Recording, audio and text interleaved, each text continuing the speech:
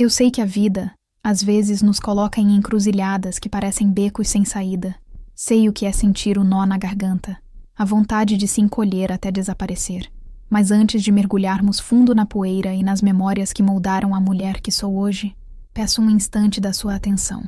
Se histórias de superação, daquelas que nascem no silêncio e florescem na coragem, tocam a sua alma, considere se inscrever neste canal. É um jeito simples de garantir que outras vozes, como a minha, continuem a ecoar e a encontrar um lugar no seu coração. A sua companhia nesta jornada significa o mundo. Agora, volte comigo no tempo. Volte para o dia em que o silêncio se quebrou. Pensei que seria frágil, mas aquilo era mais potente do que imaginava. O chão de cimento queimado da mercearia de seu Joaquim parecia ondular sob os meus pés, frio e indiferente. O cheiro de querosene misturado com o doce do fumo de rolo e o sal do bacalhau seco sempre me embrulhava o estômago, mas naquela manhã o cheiro era de humilhação. Tinha um gosto metálico, como o de morder a própria língua para não chorar. Eu tinha 15 anos, mas me sentia com 1000. Meus ombros, já curvados pelo peso de um trabalho que ia muito além de varrer o chão e empacotar feijão, pareciam prestes a se partir. Ele estava gritando de novo. A voz de seu Joaquim era como uma pedra rolando morro abaixo, grave, ruidosa e sempre ameaçando esmagar o que estivesse no caminho. Desta vez, o motivo era um saco de farinha de milho, que, segundo ele, eu havia colocado no lugar do fubá. Incompetente! Não serve para nada! Ele bradou, a veia do seu pescoço saltando como uma minhoca assustada. Seus olhos pequenos e escuros me fuzilavam por cima dos óculos de aros grossos. Alguns clientes, vizinhos que me viam crescer, desviaram o olhar. Uns por pena, outros por cumplicidade. O silêncio deles era quase tão pesado quanto os gritos dele. Meu corpo inteiro tremia, uma vibração fina que começava na ponta dos pés e terminava nos meus lábios ressecados. Eu olhei para as minhas mãos. Estavam sujas de farinha, as unhas curtas e gastas. Eram mãos de menina fazendo trabalho de gente grande. Mãos que carregavam a responsabilidade de ajudar a botar comida na mesa para mais 6 irmãos. Por causa delas, por causa da minha família, eu engolia o choro, o orgulho e o medo, todo santo dia. Mas naquele dia, algo foi diferente. Talvez tenha sido o olhar de pena de Dona Sebastiana, a costureira, que me fez sentir ainda menor. Talvez tenha sido o sorriso de canto de boca do filho do prefeito, que me viu como um inseto a ser pisado. Ou talvez, só talvez, a menina dentro de mim, aquela Lala que sonhava em aprender a ler direito e conhecer o mar, simplesmente se cansou de ser invisível. Ele se aproximou, o corpo grande e pesado fazendo sombra sobre mim. Tá surda, menina. Mandei limpar essa bagunça. Agora. Ele não me tocou. Nunca precisou. O seu poder não estava nas mãos, mas na forma como ele conseguia fazer com que eu me sentisse um nada, um erro no mundo. E foi aí que a potência que eu não conhecia despertou. Não foi um trovão, foi um sussurro dentro da minha alma. Um basta. Levantei a cabeça devagar, tão devagar que senti cada vértebra do meu pescoço estalar. Pela primeira vez, olhei diretamente nos olhos dele, não com raiva, não com desafio, mas com uma estranha e assustadora calma. O tremor parou. Meu coração, que batia descontrolado, encontrou um ritmo firme e lento. Não vou limpar, eu disse. Minha voz saiu baixa, quase um fio, mas cortou o ar denso da mercearia como uma navalha. O silêncio que se seguiu foi absoluto. Os clientes pararam de fingir que olhavam as prateleiras. O filho do prefeito desfez o sorriso. Dona Sebastiana arregalou os olhos. Seu Joaquim ficou boquiaberto, o rosto passando de um vermelho raivoso para um púrpura de incredulidade. Ele esperava lágrimas, um pedido de desculpas, submissão. Ele não esperava aquilo. Eu tirei o avental encardido, o mesmo que minha mãe tinha costurado com tanto esmero a partir de um saco de açúcar velho. Dobrei-o com um cuidado quase cerimonial e o coloquei sobre o balcão de madeira. O meu trabalho aqui acabou, seu Joaquim. Virei as costas e caminhei em direção à porta. Cada passo era uma eternidade e uma libertação. Eu podia sentir todos os olhares queimando nas minhas costas, mas não olhei para trás. Quando pisei na rua empoeirada de porteiras e o sol forte do Ceará bateu no meu rosto, eu respirei fundo. O ar nunca pareceu tão puro, tão meu. Eu não tinha um tostão no bolso. Não tinha a menor ideia do que faria a seguir. e sabia que em casa a notícia seria recebida com desespero. Mas, pela primeira vez na minha vida, eu não me sentia frágil. Eu me sentia inteira. Aquela menina de 15 anos, com o corpo magro e as roupas remendadas, tinha acabado de descobrir que a sua dignidade não estava à venda. E essa descoberta, meus amigos, era mais potente do que qualquer coisa que eu já tinha imaginado. Para entender a força daquele não, é preciso voltar um pouco mais no tempo, para a casa de taipa e chão de terra batida, onde a minha história realmente começou. Eu sou Eulália Mendes de Araújo, mas desde que me entendo por gente, sou Lala, a segunda de 7 filhos. Em Porteiras, naquela época, ser mulher e filha de agricultor era ter o destino traçado com enxada e fogão a lenha. Minha casa era barulhenta e cheia de irmãos pequenos correndo descalços, cheia do cheiro de feijão cozinhando lentamente e cheia das preocupações silenciosas dos meus pais.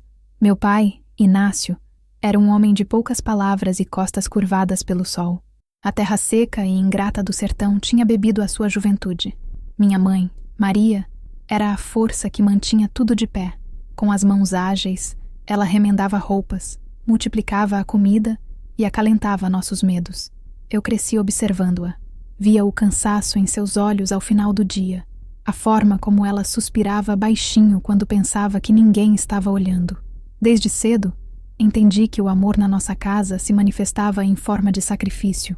E eu queria aliviar o fardo dela. Queria ser mais do que apenas mais uma boca para alimentar. Aos 12 anos, eu já ajudava em tudo.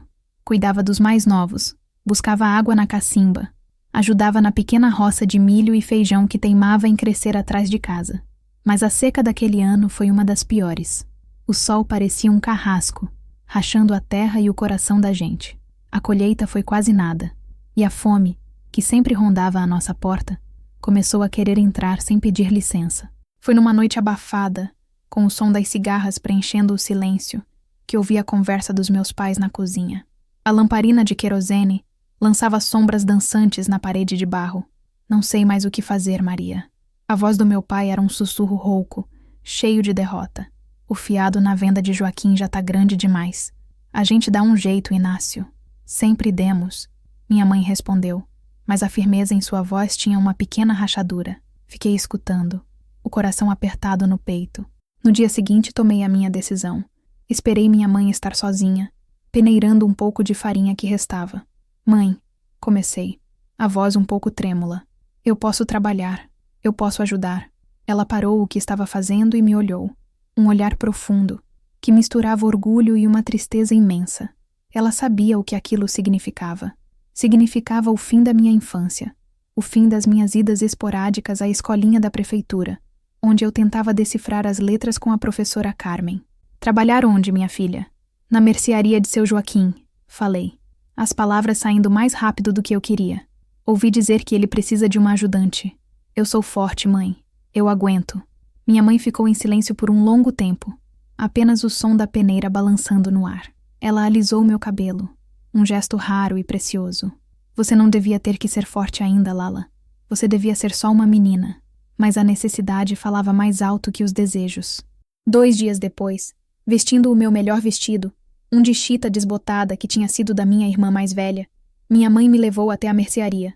Ela segurava a minha mão com força, como se temesse que eu fosse levada por uma correnteza.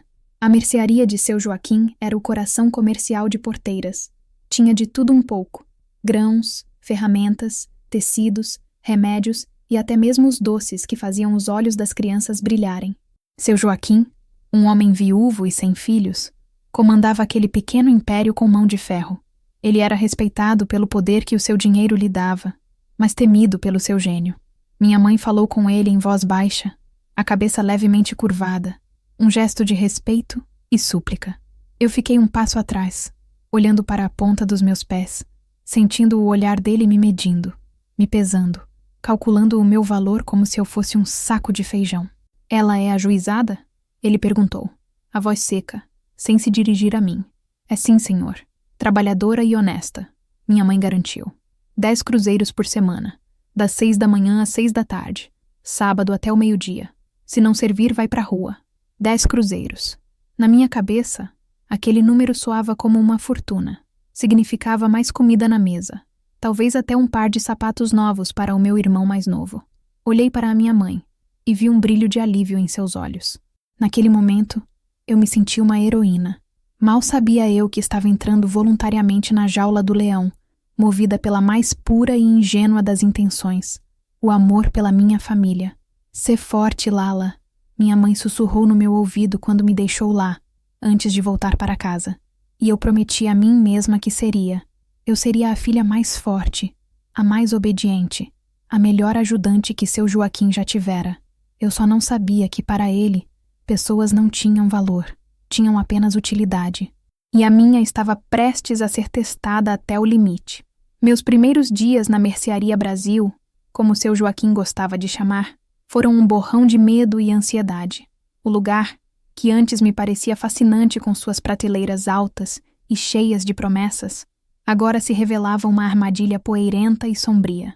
O sol do sertão parecia parar na porta, incapaz de penetrar a penumbra do interior da venda. Minhas tarefas eram infinitas. Varrer o chão, limpar o balcão, organizar as latas de banha e os pacotes de café, pesar açúcar, feijão, arroz, farinha. Atender os clientes com um sim, senhor e um pois não, senhora, sempre de cabeça baixa. E, acima de tudo, aguentar a vigilância constante de seu Joaquim. Ele se movia pelo estabelecimento como uma aranha em sua teia, os olhos atentos a cada movimento meu.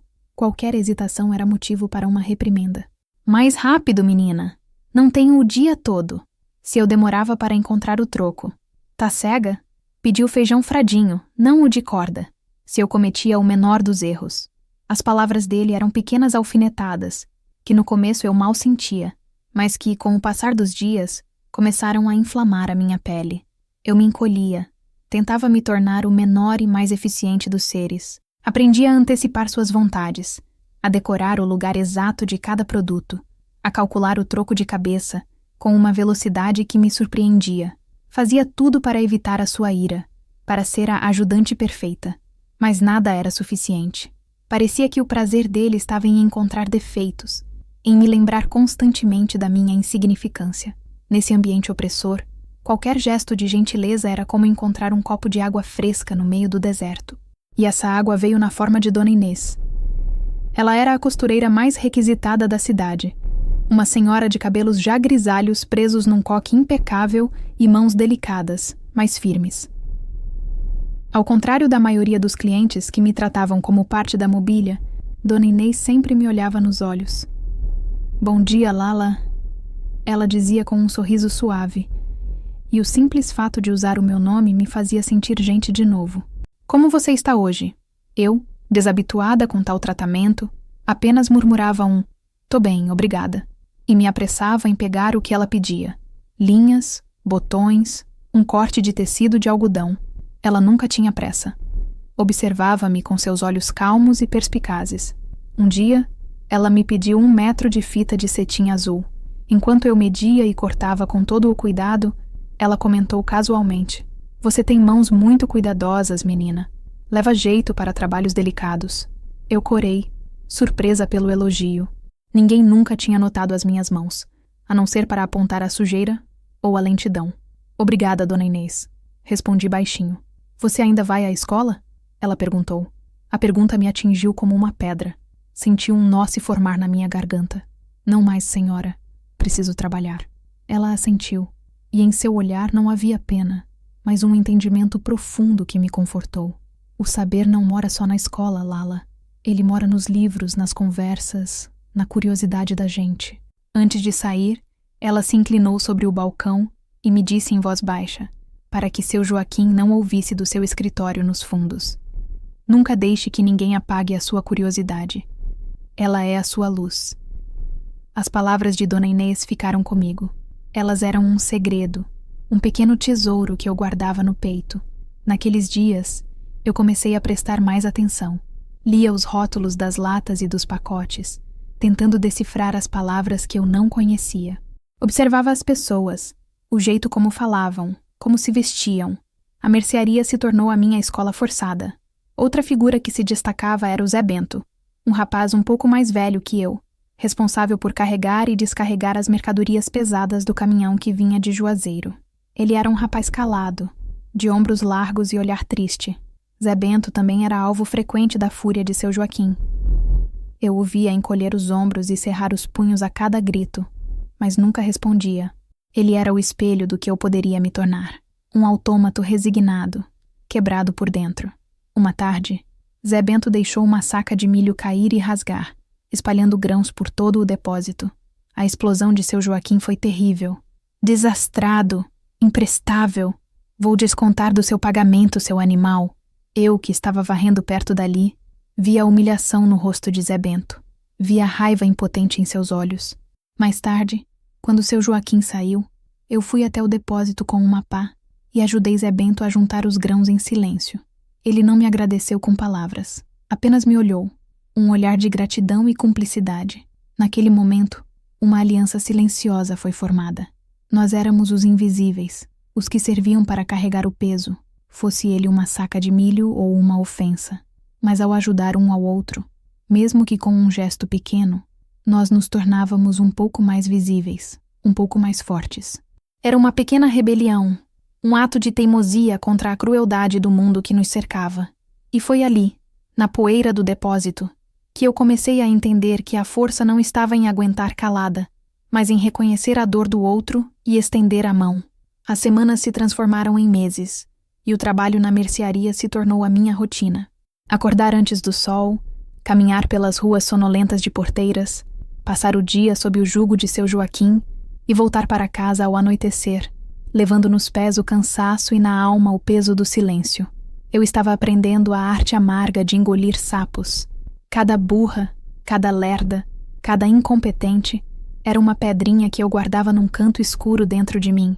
Eu não respondia, não reclamava, não chorava na frente dele. Aprendi a construir uma muralha em volta dos meus sentimentos. Por fora, eu era a ajudante obediente. Por dentro, a muralha ficava cada vez mais alta e pesada. Em casa, eu entregava os 10 cruzeiros para a minha mãe. Era o momento mais agridoce da semana. Via o alívio em seu rosto, a gratidão em seu abraço, e isso fazia tudo valer a pena. Mas, ao mesmo tempo, eu não conseguia contar a ela a verdade sobre o meu dia a dia. Como eu poderia acrescentar mais uma preocupação ao seu fardo já tão pesado? Como dizer à minha mãe, que me pedia para ser forte, que eu me sentia desmoronar um pouco a cada dia? Então, eu mentia. Foi tudo bem, mãe, eu dizia, forçando um sorriso. Seu Joaquim é um pouco exigente, mas estou aprendendo. Tenha paciência, minha filha. Ela respondia, afagando meu rosto. A vida de quem é pobre é assim mesmo. É preciso ter paciência e fé em Deus. Eu acreditava nela. Tinha fé que, se eu fosse paciente, se eu trabalhasse duro o suficiente, as coisas melhorariam. Talvez um dia seu Joaquim reconhecesse o meu esforço. Talvez um dia ele me tratasse com um pingo de respeito. Era uma esperança frágil, como uma plantinha tentando nascer no chão rachado pela seca. A humilhação mais marcante daquela época aconteceu numa tarde de sábado, o dia de maior movimento. A mercearia estava cheia de gente. Eu corria de um lado para o outro, atendendo a todos, a cabeça girando com tantos pedidos. Foi quando o coronel Afonso, o homem mais rico da região, entrou na venda. Todos se calaram e abriram caminho para ele, como se fosse um rei. Ele pediu várias coisas, uma lista enorme que sua cozinheira havia lhe dado. Por último, pediu 5 quilos de café moído na hora. O moedor era um trambolho velho e barulhento que ficava num canto. Eu coloquei os grãos e comecei a girar a manivela. Era um esforço enorme. Meus braços finos doíam. No meio do processo, a manivela emperrou. Forcei um pouco mais e, de repente, ela se soltou com um tranco. Minha mão escorregou e uma pequena nuvem de pó de café se espalhou, sujando levemente a manga do paletó de linho branco do coronel. Foi uma coisa mínima, quase imperceptível, mas para seu Joaquim foi uma ofensa mortal. Ele atravessou a mercearia em 3 passadas largas e parou na minha frente. Seu rosto estava vermelho de fúria. Ele não gritou. O que ele fez foi pior. Ele falou com uma voz baixa e sibilante, para que todos pudessem ouvir. Peça desculpas ao coronel, sua desastrada. Eu gelei. Todos os olhos estavam em mim. Senti meu rosto queimar, as lágrimas subindo e arranhando a minha garganta. Desculpe, seu coronel. Gaguejei, sem conseguir olhá-lo nos olhos. O coronel Afonso, um homem de barriga proeminente e ar entediado, Apenas fez um gesto de desdém com a mão. Não foi nada, Joaquim. A menina não tem culpa. Mas seu Joaquim não se deu por satisfeito. Ele queria o espetáculo. Ele queria que todos vissem o seu poder. Não tem culpa? Ela quase arruinou o seu paletó. Essa gente não tem cuidado, não tem educação. Nasceram para servir e nem para isso prestam. Ele pegou um pano de chão sujo que estava perto do moedor e o jogou na minha direção. Limpe e faça direito desta vez. O pano caiu nos meus pés. O cheiro de sujeira e umidade subiu até minhas narinas. O mundo pareceu girar. Eu olhava para aquele pano imundo no chão e via a mim mesma. Era aquilo que eu era para ele. Um pano de chão. Com as mãos tremendo, eu me abaixei para pegar o pano. As lágrimas que eu tanto segurei finalmente escaparam, quentes e silenciosas. Eu não chorei de tristeza. Chorei de raiva. Uma raiva fria e profunda, que se instalou no fundo da minha alma. Naquele momento, de joelhos no chão da mercearia, limpando uma sujeira que mal existia, eu entendi que a paciência da minha mãe não seria suficiente. A fé em Deus talvez me desse consolo à noite, mas durante o dia eu estava por minha conta. A semente da rebelião, plantada pelas palavras gentis de Dona Inês e regada pela cumplicidade silenciosa de Zé Bento, começou a germinar naquele instante. Eu terminei de moer o café, entreguei o pacote ao coronel e voltei para trás do balcão. Mas algo dentro de mim havia se quebrado para sempre. A menina que acreditava que a submissão era uma virtude estava começando a morrer. E no lugar dela, outra pessoa, alguém que eu ainda não conhecia, começava a nascer. A vida continuou, mas o incidente com o coronel Afonso deixou uma marca indelével. Eu passei a ver o mundo da mercearia com outros olhos. Não mais com o medo ingênuo de uma criança, mas com a observação atenta de quem procura uma saída. Eu ainda fazia o meu trabalho com esmero, mas agora havia um propósito diferente. Eu não queria mais agradar seu Joaquim. Eu queria aprender. Queria absorver tudo o que pudesse daquele lugar, para que, quando a oportunidade surgisse, eu estivesse pronta. Minha amizade silenciosa com Dona Inês se aprofundou. Ela parecia ter percebido a mudança em mim. Suas visitas se tornaram mais frequentes, e nossas conversas, embora sempre breves e discretas, ganharam mais substância. Lala, você sabe ler, não sabe? Ela me perguntou certa vez, enquanto eu embrulhava um carretel de linha preta. Um pouco, Dona Inês. O que a professora Carmen ensinou, respondi. As letras grandes, os nomes das coisas, isso é o começo de tudo, ela disse, com um brilho nos olhos. Saber ler é como ter uma chave que abre todas as portas. Na semana seguinte, ela me trouxe um presente. Era um livro pequeno, de capa gasta e amarelada. Chamava-se O Meu Pé de Laranja Lima. Ela o escondeu dentro do saco de compras e me entregou discretamente, longe dos olhos de seu Joaquim. É para você, ela sussurrou. Leia um pouquinho a cada noite. Se tiver alguma palavra que não entender, marque e me pergunte na próxima vez. Eu segurei aquele livro como se fosse a coisa mais preciosa do mundo. Naquela noite, em casa, depois que todos foram dormir, eu me sentei no chão perto da janela, sob a luz pálida da lua, e abri a primeira página. As letras pareciam um formigueiro indecifrável. Foi difícil. Juntei sílaba por sílaba, formando as palavras com um sussurro. Levei quase 1 hora para ler o primeiro parágrafo, mas quando finalmente entendi o sentido daquelas frases, uma alegria imensa me invadiu. Eu estava viajando para um outro mundo, um mundo longe da poeira de porteiras, longe dos gritos de seu Joaquim. Eu conheci Zezé, um menino tão cheio de dores e de sonhos quanto eu. Cada página que eu vencia era uma pequena vitória. O livro se tornou o meu refúgio, o meu segredo. Dona Inês se tornou minha mentora. A cada visita dela, eu tinha uma lista de palavras para perguntar. Minguado, ternura, desdita, e ela me explicava o significado com uma paciência infinita. Ela não estava apenas me ensinando a ler. Estava me dando as ferramentas para nomear os meus próprios sentimentos, para entender o mundo ao meu redor. Por que o senhor faz isso, Dona Inês? Perguntei um dia, tomada pela curiosidade. Por que se importa? Ela sorriu. Um sorriso que parecia iluminar o canto sombrio da mercearia. Porque eu vejo em você, Lala, a mesma sede que eu tinha quando era menina. A sede de ser mais do que os outros dizem que você pode ser. E ninguém deveria ter que matar essa sede sozinho. Aquelas conversas e a leitura noturna começaram a mudar a minha forma de pensar. Eu comecei a questionar as coisas. Por que seu Joaquim tratava as pessoas daquele jeito? Por que o medo era uma moeda tão poderosa em nossa cidade? Por que as mulheres, como minha mãe, tinham que aceitar o sofrimento como destino? As respostas não eram fáceis, mas as perguntas, por si só, já eram uma revolução. Eu percebi que a ignorância era a maior das correntes. Seu Joaquim mantinha a todos sob seu controle, não apenas pelo dinheiro, mas porque ele nos fazia acreditar que não tínhamos outra escolha, que aquele era o nosso lugar no mundo. Certo dia, um caixeiro viajante parou na mercearia. Ele vendia almanaques e livretos de cordel. Enquanto seu Joaquim estava distraído, eu folheei um dos almanaques. Vi mapas de lugares distantes, figuras de invenções que eu nem imaginava que existiam, histórias de mulheres que tinham sido cientistas, escritoras. Aquilo explodiu na minha cabeça. O mundo era imenso. Porteiras era apenas um grão de areia. E se havia outras mulheres em outros lugares fazendo coisas tão grandiosas, por que eu não poderia, ao menos, ser dona do meu próprio caminho? Aquele almanaque, junto com o livro de Dona Inês, acendeu uma chama dentro de mim. Uma chama de desejo. Desejo de aprender, de conhecer, de viver uma vida que não fosse definida pela amargura de um homem velho e infeliz. Eu ainda varria o chão e pesava feijão, mas minha mente viajava para longe. Eu não era mais apenas a ajudante da mercearia. Eu era uma leitora, uma aprendiz, uma sonhadora, e essa identidade secreta me dava uma força que ninguém podia me tirar.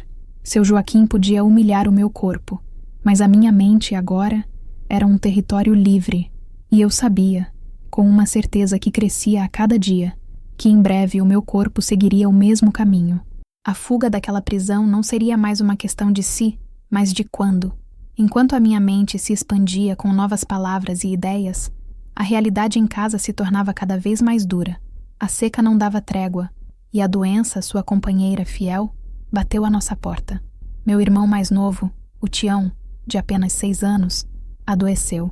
Começou com uma febre alta, que não cedia aos chás de erva cidreira da minha mãe, e logo se transformou numa tosse profunda, que sacudia seu corpo pequeno e frágil.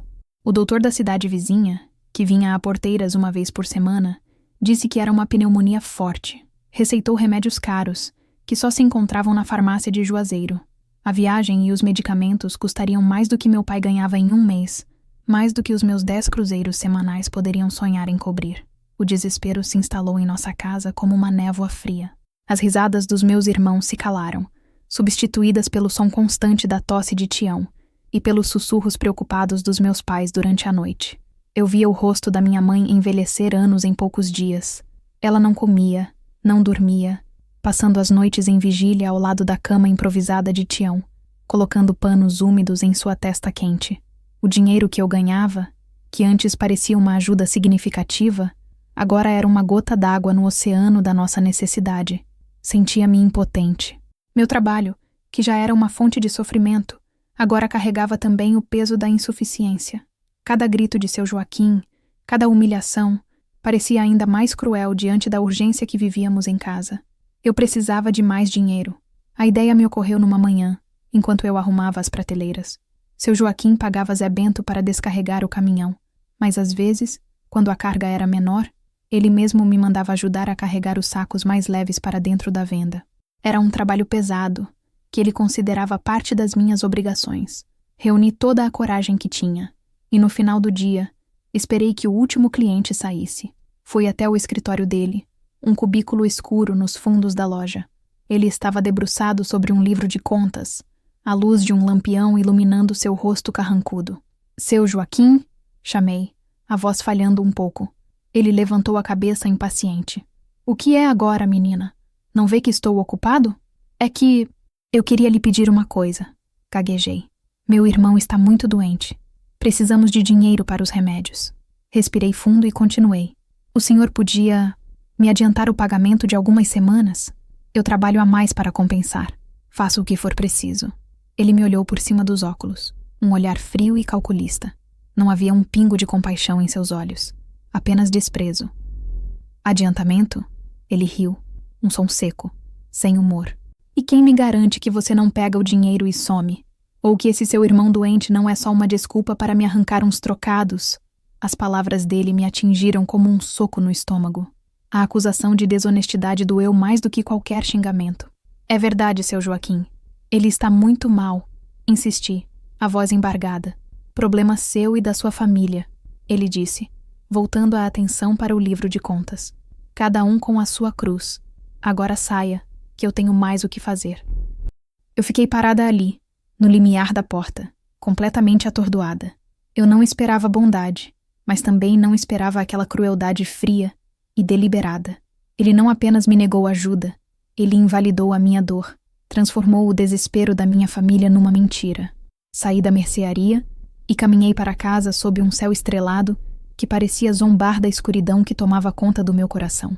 Aquele não dele foi diferente de todos os outros. Não foi um não a um pedido de dinheiro. Foi um não à minha humanidade. Cheguei em casa e encontrei minha mãe chorando baixinho na cozinha. Meu pai, sentado à mesa, a cabeça entre as mãos, parecia um homem derrotado. Naquele momento, a minha raiva se transformou em uma determinação gélida. A paciência havia se esgotado. A fé de que as coisas melhorariam por si só havia morrido. Eu entendi que estava presa entre a tirania de seu Joaquim e a necessidade da minha família. Qualquer movimento que eu fizesse parecia errado. Se eu continuasse, estaria vendendo minha alma por uma esmola que não era suficiente. Se eu saísse, estaria tirando da minha família a única fonte de renda certa que tínhamos. Naquela noite, sentada ao lado da cama de Tião, sentindo sua respiração fraca e quente, eu tomei uma decisão. Eu não sabia como, mas eu daria um jeito. Eu não seria mais vítima das circunstâncias. Se o mundo não me daria uma porta, eu a construiria com as minhas próprias mãos. Eu não aguentaria mais um dia de humilhação por tão pouco. A vida do meu irmão valia mais do que o meu medo.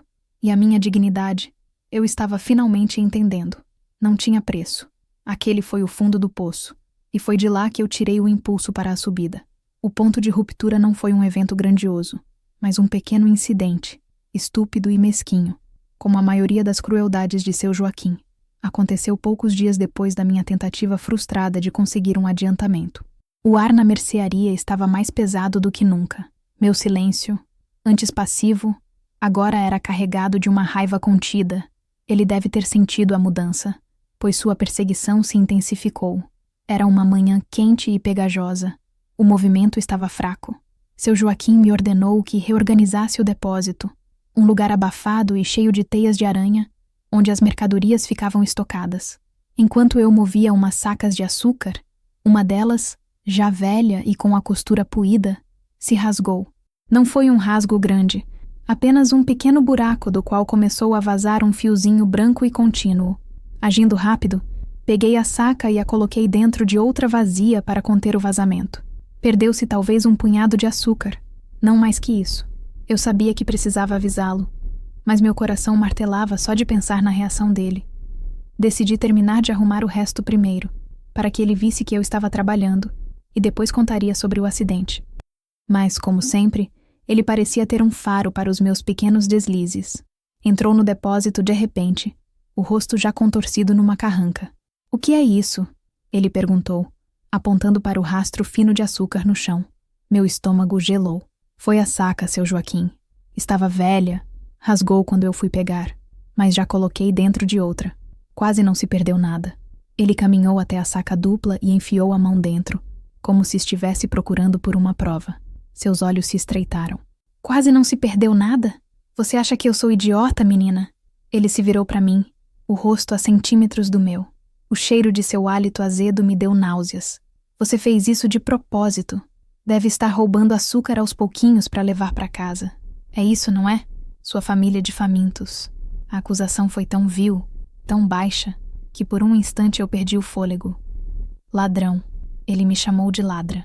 Ele, que roubava a minha dignidade todos os dias, que me pagava uma miséria pelo meu suor, que se recusou a me ajudar a salvar a vida do meu irmão. Eu não roubei nada. Minha voz saiu mais alta e firme do que eu esperava. A surpresa de me ouvir responder pareceu enfurecê-lo ainda mais. Não levante a voz para mim, sua insolente, ele gritou. Você não passa de uma morta de fome, que que devia beijar o chão que eu piso por lhe dar um prato de comida. E então, ele fez algo que selou o seu destino e o meu. Ele pegou um punhado do açúcar que havia caído no chão sujo do depósito e o jogou na minha direção. Os grãos finos se espalharam pelo meu cabelo e grudaram no meu rosto suado. Uma chuva doce e humilhante. Aí está. Leve para casa. É a única coisa que você merece. O lixo. Eu fiquei imóvel, o açúcar arranhando a minha pele. O mundo pareceu ficar em câmera lenta. Ouvi o som da minha própria respiração, o zumbido nos meus ouvidos. Olhei para ele, para o seu rosto triunfante e cruel, e não senti mais medo. O medo tinha sido substituído por uma clareza cortante. Era isso. O fim. Não haveria mais paciência. Não haveria mais esperança de melhora. Aquele homem não era apenas um patrão ruim. Ele era uma pessoa má, que se alimentava do sofrimento alheio. E eu não seria mais o seu alimento. Lentamente, sem pressa, eu levantei a mão e limpei o açúcar do meu rosto. Olhei para os grãos sujos na palma da minha mão e depois olhei para ele. Um silêncio pesado se instalou entre nós. Ele esperava que eu chorasse, que eu implorasse por perdão. Mas eu não fiz nada disso. Apenas o encarei. Meu silêncio era uma afronta, um escudo que a sua crueldade não conseguia penetrar. Ele pareceu desconcertado por um momento. "O que está olhando? Volte ao trabalho!" Ele ordenou, mas sua voz não tinha mais a mesma força. Eu não respondi. Apenas me virei e saí do depósito, passando por ele como se ele não estivesse ali. Caminhei pela mercearia, passando pelas prateleiras que eu conhecia tão bem, e fui direto para trás do balcão. Peguei minhas coisas, o livro que Dona Inês me deu, que eu guardava escondido, e um pequeno terço que minha mãe havia me dado. "Onde você pensa que vai?" Ele gritou, vindo atrás de mim. Eu não respondi. Continuei meu caminho em direção à porta. Ele ficou parado no meio da loja, berrando insultos que eu mal registrava. As palavras dele não me alcançavam mais. Eram apenas ruído, o zumbido de um inseto irritante. Quando pisei na rua, o sol forte quase me cegou. Parei por um instante, respirando o ar quente e poeirento de Porteiras. Eu não sabia para onde iria a seguir, mas sabia, com cada fibra do meu ser, que eu nunca mais voltaria para aquele lugar. A humilhação final com o açúcar não me quebrou. Pelo contrário, ela me libertou. Às vezes, é preciso ser jogado no lixo para descobrir que você não pertence a ele. Aquela noite foi a mais longa da minha vida. Cheguei em casa e encontrei o cenário de sempre. Minha mãe ao lado de Tião, meu pai sentado na varanda, olhando para o nada. A notícia de que eu havia largado o emprego caiu como uma bomba no silêncio já tenso da nossa casa. "Você o quê, Eulália?" A voz da minha mãe era um misto de incredulidade e pânico. "Você ficou maluca? E os 10 cruzeiros? E os remédios de Tião?" Tentei explicar. Contei sobre o açúcar, sobre a acusação de roubo, sobre as humilhações diárias. Mas minhas palavras pareciam se perder no abismo do desespero dela. Para minha mãe, a dignidade era um luxo que não podíamos pagar. A sobrevivência era tudo o que importava. "A gente aguenta, minha filha. A gente engole o orgulho e aguenta. O que vamos fazer agora?" O choro dela era a trilha sonora da minha culpa. Meu pai, que ouviu tudo em silêncio, apenas balançou a cabeça. "Você não devia ter feito isso, Lala. Homem como seu Joaquim não se enfrenta. Ele é poderoso. Ele pode nos prejudicar ainda mais." Eu me senti completamente sozinha. As 2 pessoas que eu mais amava no mundo, as pessoas por quem eu tinha suportado tudo aquilo, não conseguiam entender. Eles viam o meu ato não como libertação, mas como uma traição, um ato de egoísmo irresponsável. Fui para o pequeno quarto que dividia com minhas 3 irmãs. Deitei na minha esteira, no chão duro, e me encolhi. O peso do mundo parecia estar sobre os meus ombros. A euforia da minha caminhada para fora da mercearia havia desaparecido, substituída por uma dúvida corrosiva. Será que eles tinham razão? Será que eu tinha cometido um erro terrível? A tosse de Tião, vinda do outro cômodo, era uma acusação constante. Cada acesso de tosse dele era como uma faca girando no meu peito. Eu havia tirado da minha família a única chance, por menor que fosse, de comprar seus remédios. As horas se arrastavam. Minhas irmãs dormiam, alheias ao turbilhão que me consumia.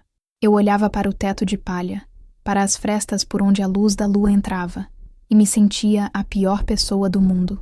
A coragem que eu senti na frente de seu Joaquim agora me parecia uma imprudência tola. Levantei-me e fui até a janela. O sertão à noite Era um mar de escuridão e silêncio, pontilhado por estrelas distantes. A brisa trazia o cheiro seco da terra, e foi ali, olhando para aquela imensidão, que comecei a pensar. Pensei nas palavras de Dona Inês.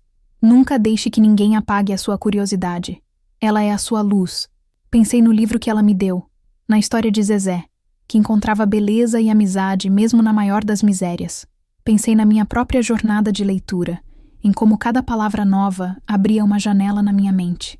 Seu Joaquim queria apagar a minha luz. Ele queria que eu acreditasse que eu era burra, incompetente, uma ladra. Se eu tivesse ficado, se eu tivesse aceitado a humilhação do açúcar, eu estaria concordando com ele. Eu estaria deixando que ele definisse quem eu era. E meus pais, o medo deles era compreensível. Era o medo de quem sempre viveu sob o jugo dos poderosos, de quem aprendeu que abaixar a cabeça era a única forma de sobreviver. Mas eu não queria apenas sobreviver. Eu queria viver. A tosse de Tião soou novamente, mas desta vez eu a ouvi de forma diferente. Não como uma acusação, mas como um chamado. Eu não o ajudei ficando naquele emprego. 10 cruzeiros por semana nunca seriam suficientes. Ficar ali era apenas adiar o inevitável. Era aceitar as migalhas enquanto meu irmão precisava do pão inteiro. Uma calma estranha tomou conta de mim. A dúvida se dissipou, dando lugar a uma certeza serena. Eu não tinha cometido um erro. Eu tinha dado o primeiro passo, o mais difícil, o mais assustador.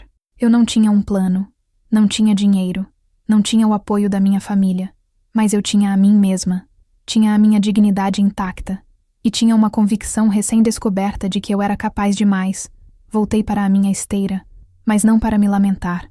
Deitei e comecei a pensar. O que eu sabia fazer? O que eu tinha para oferecer? Minhas mãos, embora jovens, eram fortes e calejadas. Eu sabia cuidar da casa, cozinhar o pouco que tínhamos, lavar a roupa no rio, lavar roupa. A imagem veio à minha mente com uma clareza surpreendente. Lembrei-me das lavadeiras no rio, suas conversas, suas risadas, o trabalho duro sob o sol, mas também a camaradagem, a independência. Elas não tinham patrão.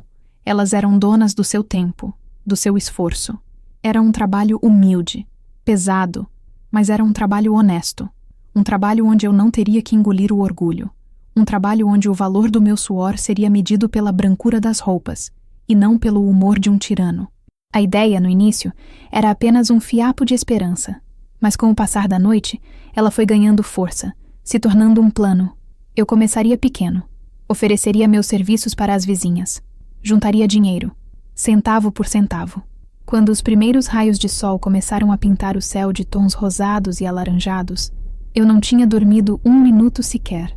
Mas eu não estava cansada. Estava desperta. A noite de decisão havia terminado. O dia da ação estava prestes a começar. Eu me levantei da esteira. Não mais a menina assustada da véspera, mas uma jovem mulher com um propósito. Eu iria salvar meu irmão e a mim mesma, e faria isso nos meus próprios termos. O dia seguinte amanheceu com uma luz diferente. A decisão tomada durante a noite me deu uma nova postura. Havia uma urgência em mim, uma necessidade de transformar o plano em ação antes que o medo e a dúvida tivessem a chance de retornar. Enquanto minha mãe preparava o café ralo, eu me aproximei dela. A decepção ainda marcava seu rosto, mas eu precisava que ela me ouvisse. Mãe, comecei, a voz firme. Eu sei que a senhora está preocupada, mas eu não vou ficar de braços cruzados. Eu vou trabalhar, vou lavar roupa para fora. Ela me olhou, surpresa.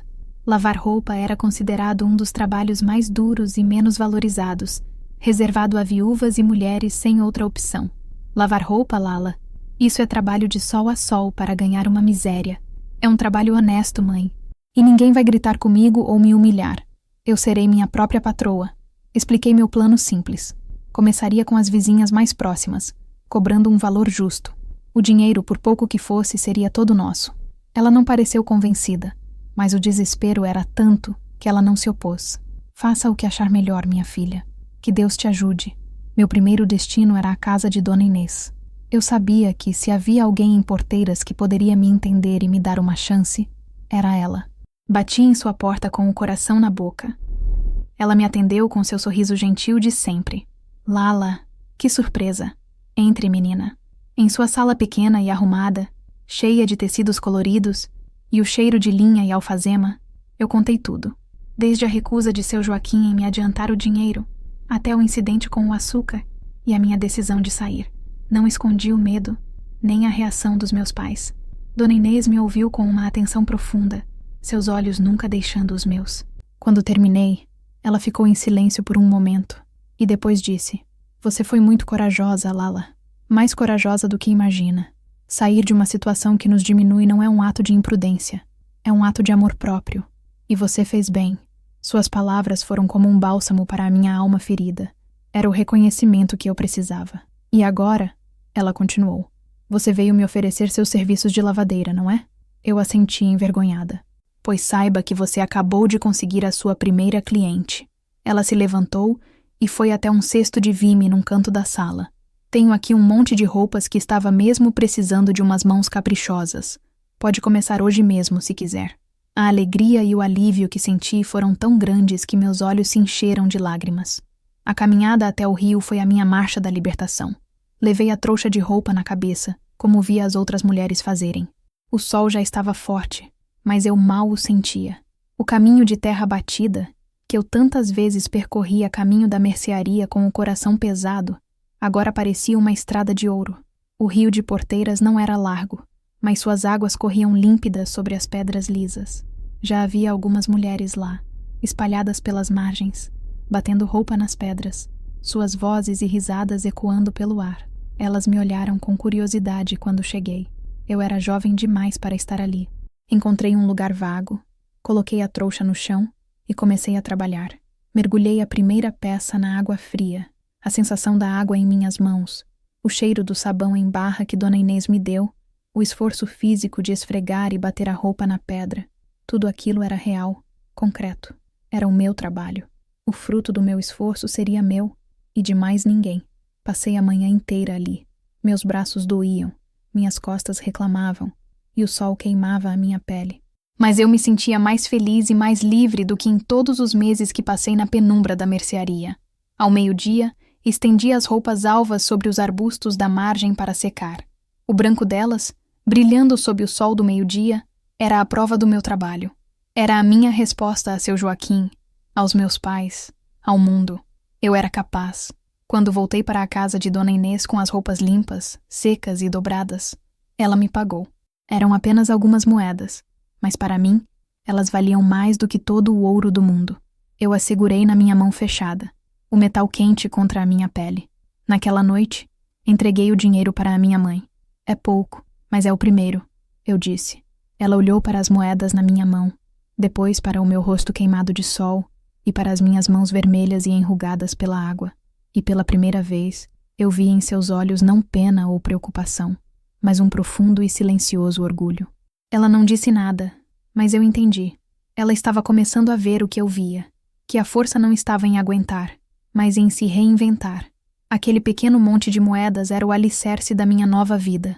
A notícia se espalhou por Porteiras com a velocidade de fofoca em cidade pequena. A filha de Inácio, a Lala, enfrentou o velho Joaquim e agora virou lavadeira. Alguns me olhavam com admiração disfarçada, outros com pena. E havia aqueles, os mais próximos de seu Joaquim, que me lançavam olhares de reprovação.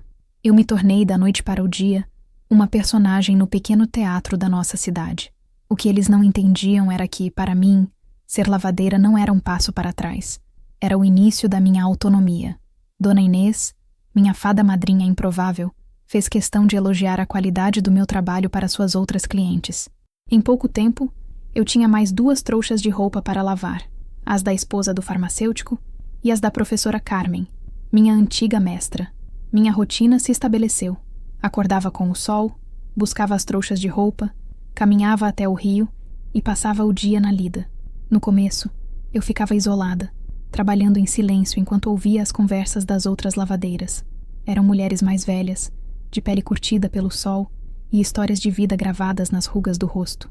Falavam dos maridos, dos filhos, das colheitas, dos preços na venda de seu Joaquim.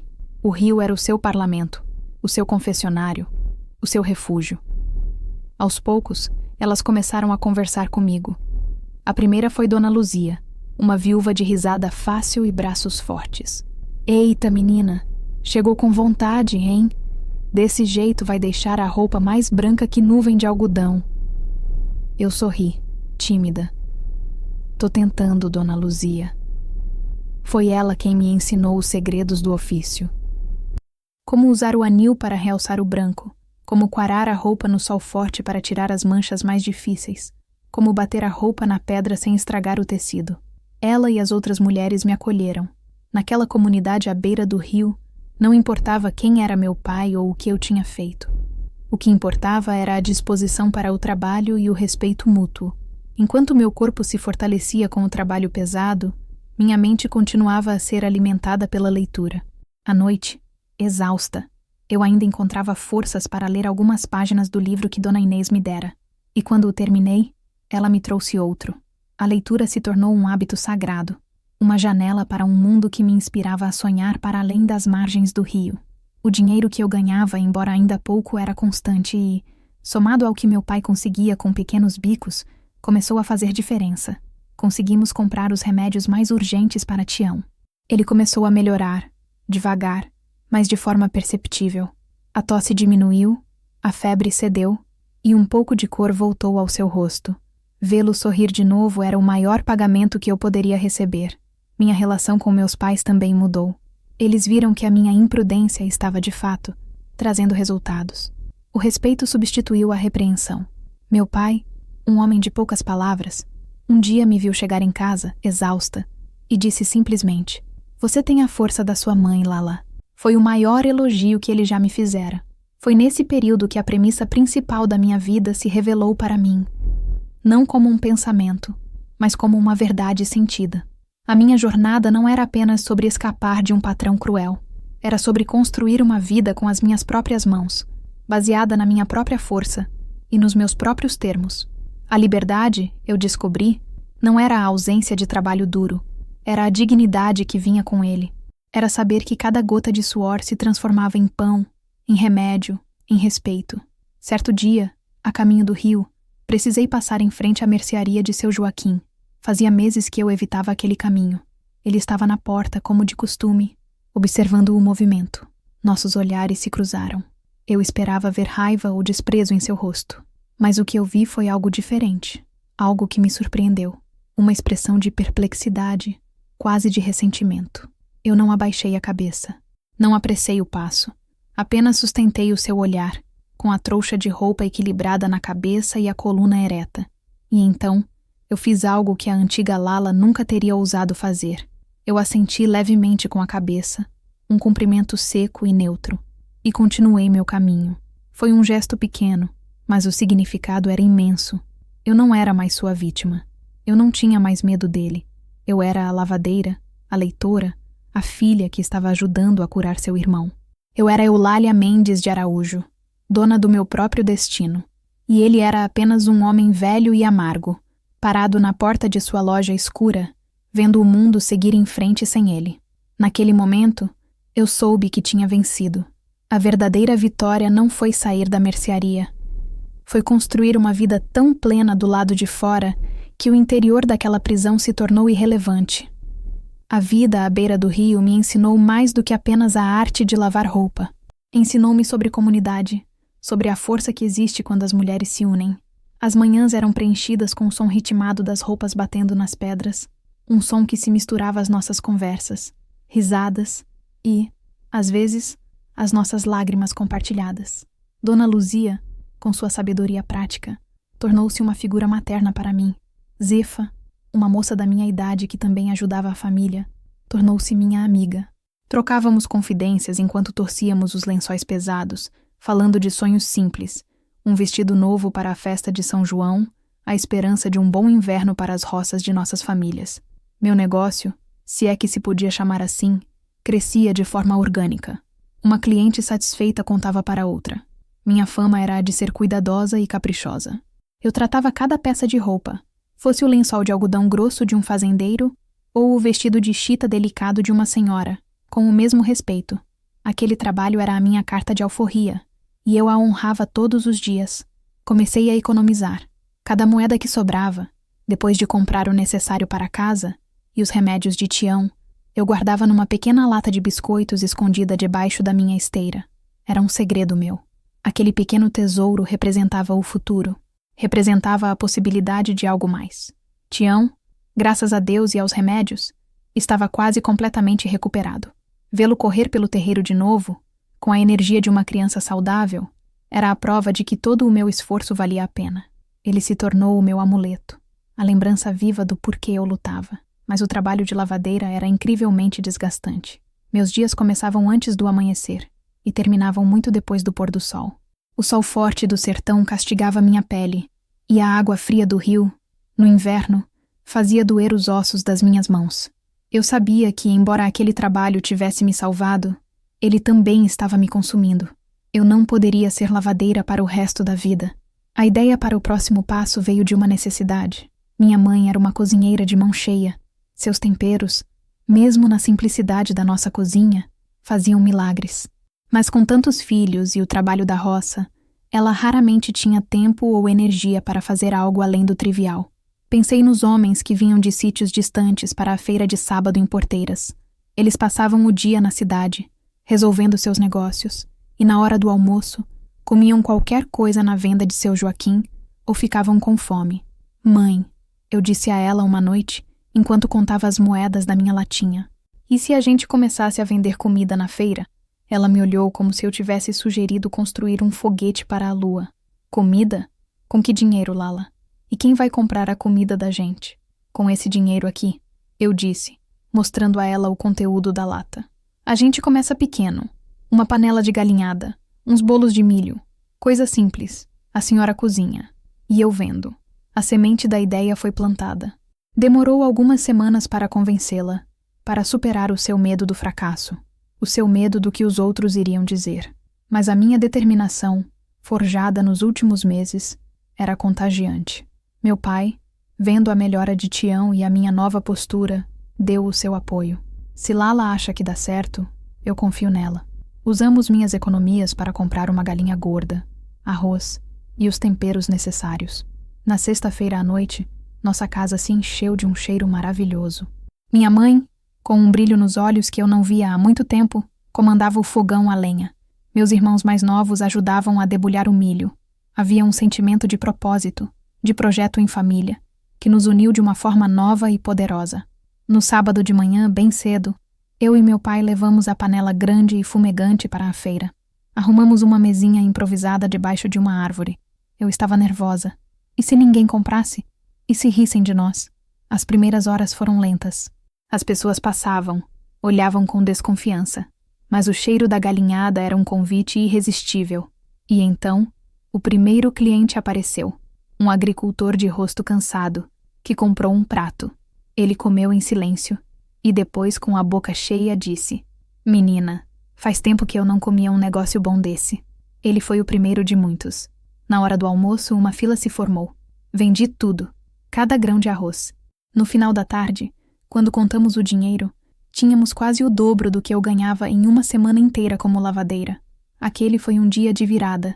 Eu percebi que a minha força não estava apenas nos meus braços para lavar roupa, mas também na minha cabeça para ter ideias, para ver oportunidades onde os outros viam dificuldades. Eu não estava apenas me libertando de seu Joaquim. Estava me tornando uma empreendedora, uma criadora do meu próprio destino. Continuei lavando roupa durante a semana, mas os sábados se tornaram sagrados para o nosso pequeno negócio de comida.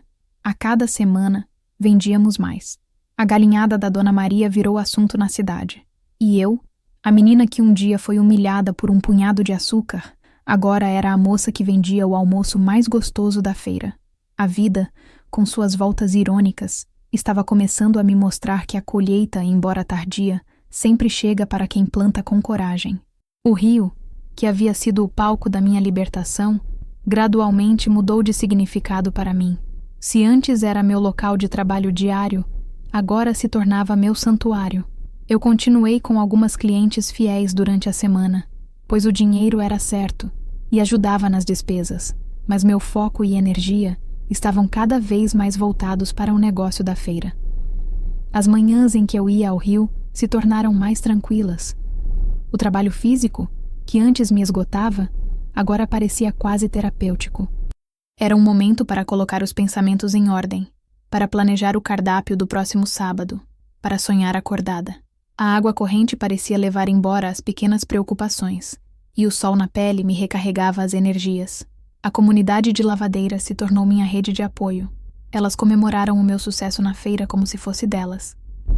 Dona Luzia me dava dicas de temperos. Zefa me ajudava a divulgar a galinhada para os parentes que vinham de outros sítios. Havia uma solidariedade genuína entre nós, uma compreensão mútua das dificuldades e das alegrias de uma vida de trabalho duro. Você é danada, Lala, Dona Luzia me disse um dia, enquanto torcíamos um lençol juntas. Não se contentou com o pouco, não. Foi atrás do muito. Tenho um orgulho de você que não cabe no peito. Ouvir aquilo de uma mulher que eu tanto admirava me deu uma força imensa. Eu percebi que a minha história não era apenas minha. Ela inspirava outras mulheres a verem que era possível mudar o próprio destino, mesmo num lugar pequeno e cheio de regras não escritas como porteiras. O rio também se tornou um lugar de aprendizado. Eu ouvia as histórias das outras mulheres, suas lutas com maridos beberrões, com a falta de dinheiro, com a saúde dos filhos. Eram histórias parecidas com a minha, mas cada uma com suas particularidades.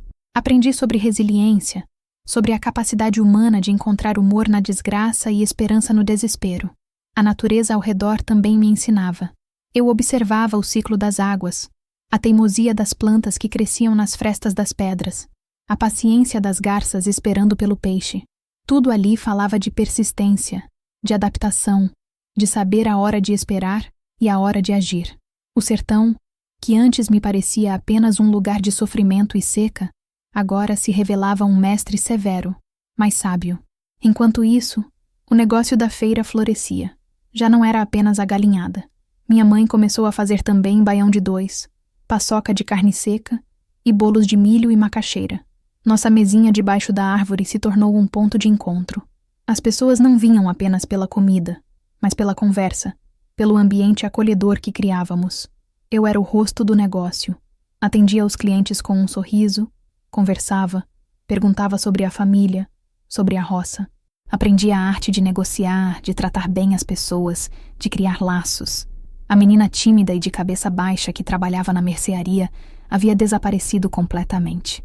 No lugar dela, havia uma jovem mulher confiante, que olhava as pessoas nos olhos e não tinha medo de falar. Um sábado, algo inesperado aconteceu. Dona Inês, que sempre me apoiava, mas nunca havia ido à feira, apareceu na nossa barraca. Ela veio acompanhada de um rapaz que eu não conhecia. Ele era alto, de ombros largos, com um sorriso tímido e mãos grandes e calejadas, de quem trabalha com madeira. Lala, minha querida, disse Dona Inês, radiante. Quero que conheça meu sobrinho Ramiro. Ele é carpinteiro e veio passar uns tempos aqui para me ajudar com uma reforma em casa. O rapaz, Ramiro, me cumprimentou com um aceno de cabeça. Seus olhos, de um castanho claro, encontraram os meus por um instante, e eu senti um calor diferente no rosto, que não era do sol nem do fogareiro. Ouvi falar muito da sua comida, ele disse, a voz calma e um pouco rouca. E da dona dela. Eu sorri, sem saber direito o que dizer. Servi a ele e a dona Inês os melhores pratos que tínhamos. Enquanto comiam, eu o observava discretamente. Havia uma serenidade nele, uma força tranquila que contrastava com a agitação da feira. Aquele encontro foi breve, mas deixou uma marca. Foi a primeira vez, desde que toda a minha luta começou, que eu me permiti pensar em algo além de trabalho e sobrevivência. Aquele rapaz, com seu sorriso tímido e olhar sincero, representava uma possibilidade de futuro que eu ainda não tinha ousado imaginar. O rio tinha me dado a liberdade, a feira tinha me dado a independência. E talvez, só talvez, a vida estivesse começando a me oferecer a chance da felicidade. O sucesso da nossa barraca na feira não foi uma explosão, mas um crescimento constante e sólido, como uma árvore que firma raízes profundas antes de se lançar aos céus. A qualidade da comida da minha mãe era inegável, e a minha dedicação ao atendimento criava uma clientela fiel. As pessoas sabiam que, ao virem comer conosco, receberiam não apenas um prato saboroso, mas também um sorriso e uma palavra de apreço. A primeira grande vitória veio quando o seu antenor, dono da maior fazenda da região, e um homem conhecido por ser exigente, parou na nossa barraca. Ele olhou para a nossa estrutura improvisada com um ar de desconfiança, mas a fome e a curiosidade falaram mais alto. Pediu um prato de baião de 2 com carne seca. Comeu devagar, mastigando cada garfada como se estivesse julgando um concurso. Ao terminar, ele me chamou. Menina, disse ele, a voz grave. Quem cozinha isso aqui? É minha mãe, Dona Maria, respondi, o coração um pouco apertado, esperando uma crítica. Pois diga a essa sua mãe que ela tem mãos de fada. Essa é a melhor comida que eu já comi nesta feira em 30 anos. Ele tirou do bolso uma nota de dinheiro bem maior do que o valor do prato. Fique com o troco e guarde uma porção igual a essa para mim todo sábado. Aquele foi um marco. Ter a aprovação de seu antenor era como receber um selo de qualidade. A notícia se espalhou e a nossa reputação cresceu ainda mais. As pessoas pensavam, se até o coronel Antenor come lá, é porque o negócio é bom mesmo. Com o aumento da clientela, tivemos que nos organizar melhor. Meu pai construiu uma barraca mais estruturada, com um balcão de madeira e bancos para os clientes se sentarem. Minha irmã mais velha, a Lúcia, começou a me ajudar no atendimento aos sábados, liberando-me para cuidar do dinheiro e da organização. Tornou-se um verdadeiro negócio de família.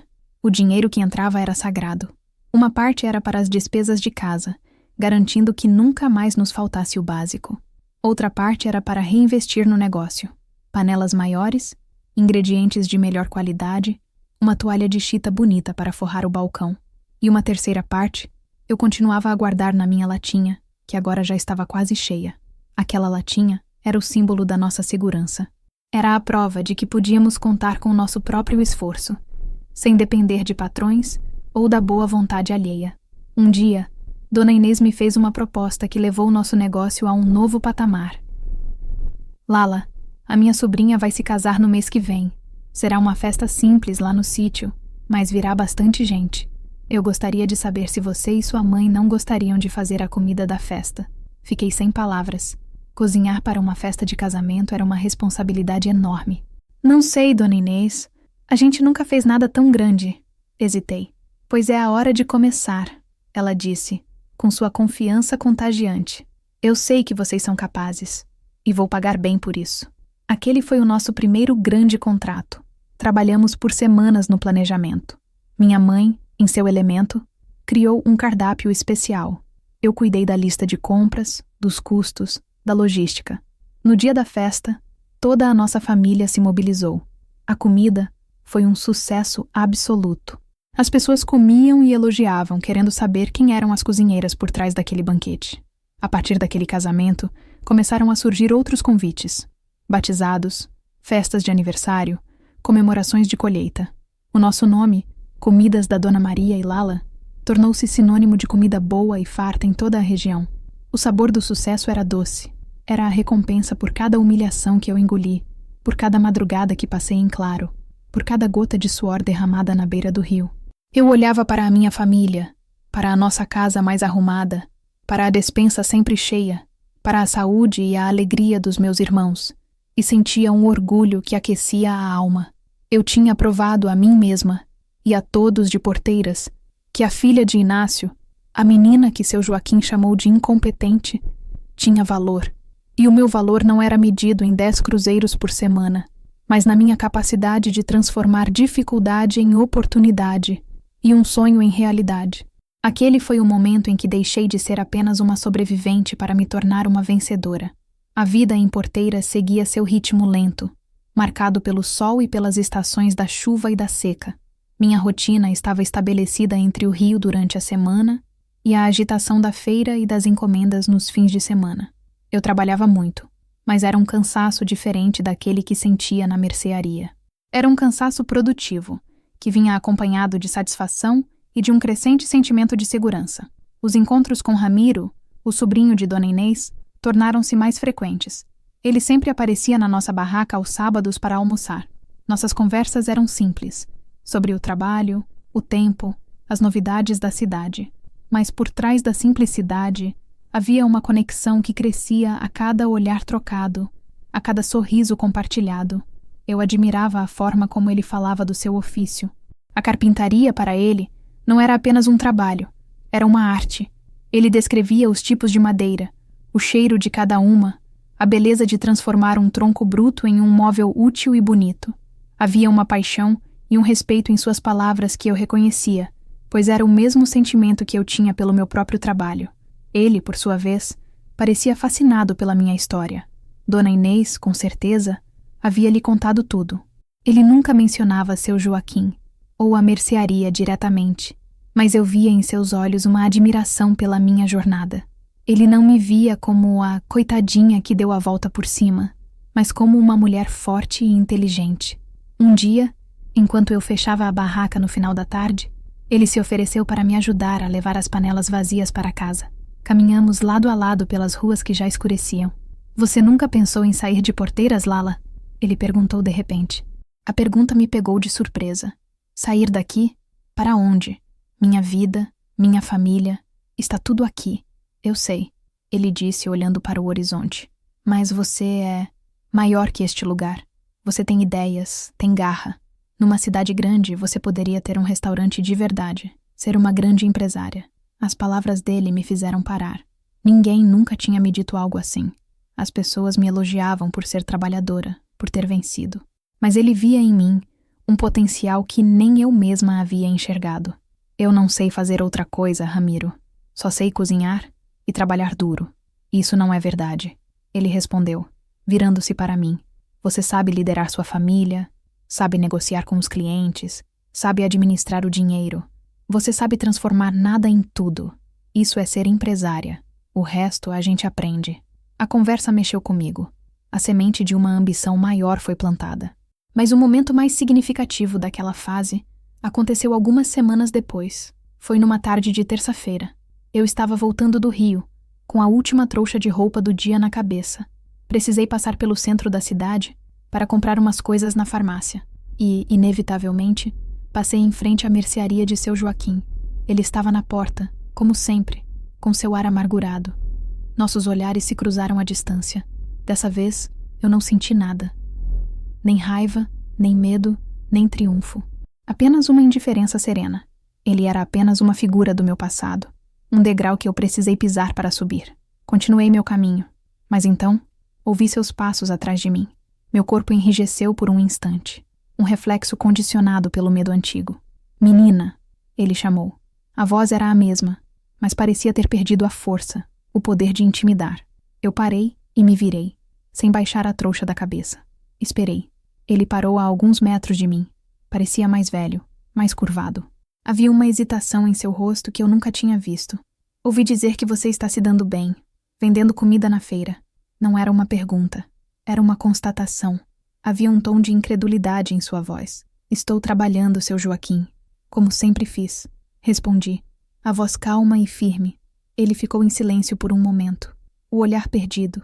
Era como se ele não conseguisse conciliar a imagem da menina trêmula que ele humilhava com a mulher que estava parada à sua frente, dona de si. Ele esperava, talvez, que eu lhe dissesse algo, que eu esfregasse o meu sucesso na cara dele. Mas eu não lhe dei esse prazer. A minha vingança não era a humilhação, mas a indiferença. O meu sucesso não era sobre ele, era sobre mim. Ele pareceu entender. O poder que ele exercia sobre mim vinha do meu medo e da minha necessidade. Agora que eu não tinha mais nenhum, nem outro, ele não era nada. Apenas um homem velho, sozinho em sua mercearia escura. Ele desviou o olhar primeiro, murmurou algo que não entendi e se virou, voltando para a sua loja. Eu observei suas costas curvadas se afastarem e senti uma onda de compaixão inesperada. Ele tinha dinheiro, tinha poder sobre os outros, mas era um homem pobre de espírito, um prisioneiro da sua própria amargura. Continuei meu caminho para casa, com a trouxa de roupa na cabeça e o coração leve. Aquele encontro foi o fechamento de um ciclo. O poder dele sobre mim havia se desfeito completamente. Eu não precisei gritar, não precisei acusar. A minha própria vida, a minha própria felicidade, era a resposta final. Eu estava livre, completamente e para sempre. O tempo em Porteiras parecia ter dois ritmos. Aquele da semana, lento e constante como o gotejar da água numa cisterna, e o do fim de semana, rápido e vibrante como a música de uma sanfona. Minha vida seguia esses dois compassos. Durante a semana, o trabalho mais calmo no Rio e os preparativos para o negócio. Nos sábados, a agitação da feira. E era na feira que minha história com Ramiro se desenrolava, capítulo a capítulo. Ele não era um homem de palavras floreadas. Sua linguagem era a do fazer, do construir. Certo sábado, cheguei à feira e encontrei um presente ao lado da nossa barraca. Um novo balcão de atendimento. Era feito de madeira de imburana, liso e bem acabado, muito mais bonito e funcional que o nosso antigo. Ramiro, foi você? Perguntei surpresa e emocionada. Ele estava encostado numa árvore próxima, com seu sorriso tímido. Pensei que estava precisando de algo mais decente, para combinar com a qualidade da comida. Aquele gesto, para mim, valeu mais do que 1000 declarações de amor. Ele não me trouxe flores. Ele me trouxe uma ferramenta de trabalho, algo que reconhecia e valorizava o meu esforço. Ele via a minha força e, em vez de se sentir intimidado, queria me ajudar a ser ainda mais forte. Nossa aproximação era natural, sem pressa. Caminhávamos juntos para casa depois da feira. Íamos às missas de domingo, sentando-nos no mesmo banco, trocando olhares discretos. Ele me contava sobre sua infância em outra cidade, sobre seu sonho de ter sua própria oficina de carpintaria. Eu lhe contava sobre os meus livros, sobre as ideias que eu tinha para o nosso negócio, sobre os meus irmãos.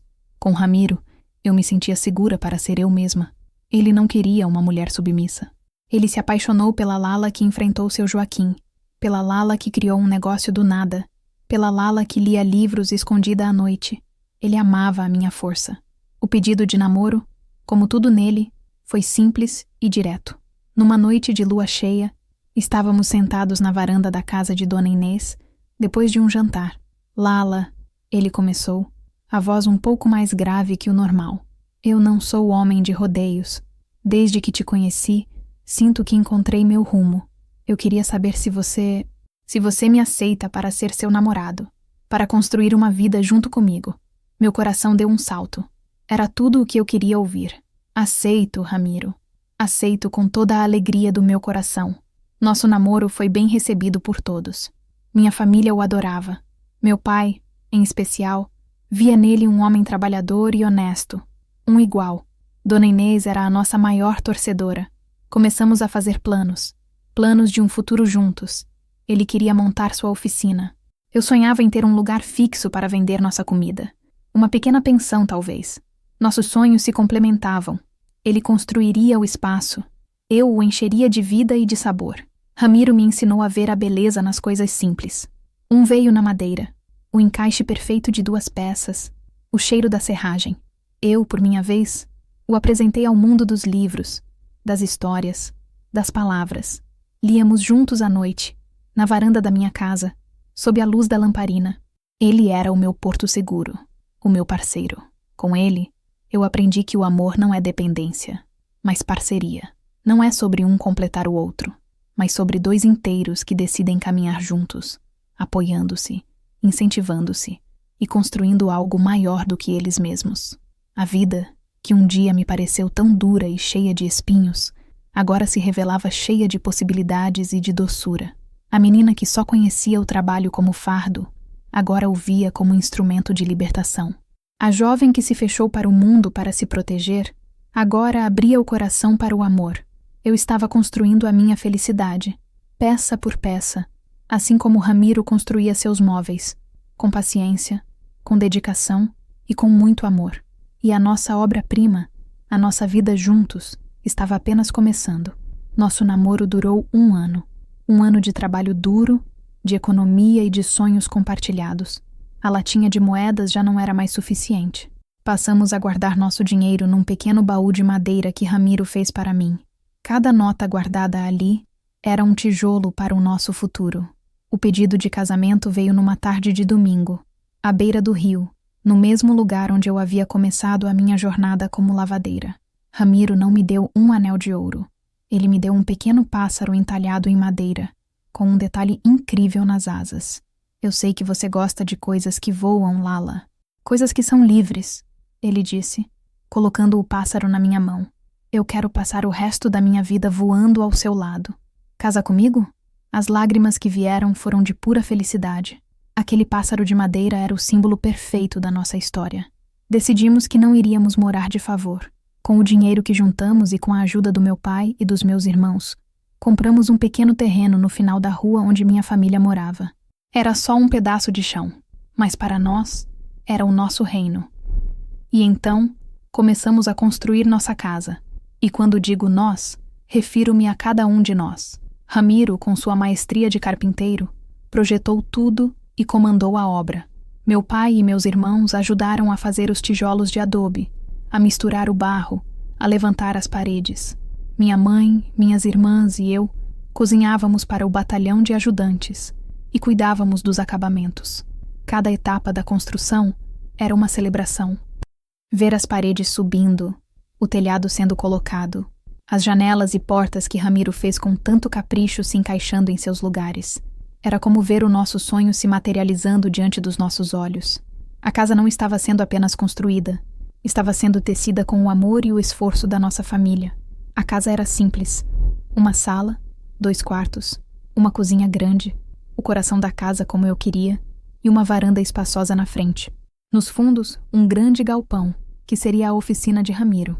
Enquanto a casa era erguida, eu continuei a tocar o negócio da família, que agora era a nossa principal fonte de renda. Com o dinheiro extra que ganhávamos, comprávamos o cimento, as telhas, a madeira. Tudo era fruto do nosso suor.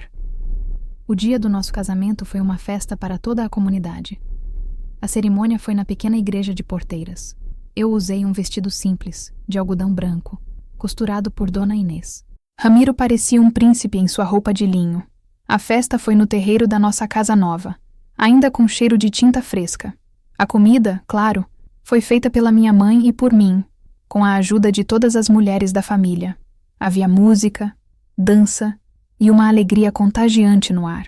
Não era uma festa de luxo, mas era uma festa de fartura. Fartura de comida, de amizade e de amor. Ao final da noite, quando o último convidado foi embora, eu e Ramiro ficamos sentados na varanda da nossa casa, olhando para o céu estrelado do sertão. Conseguimos, Lala, ele disse, pegando a minha mão. Temos o nosso canto no mundo.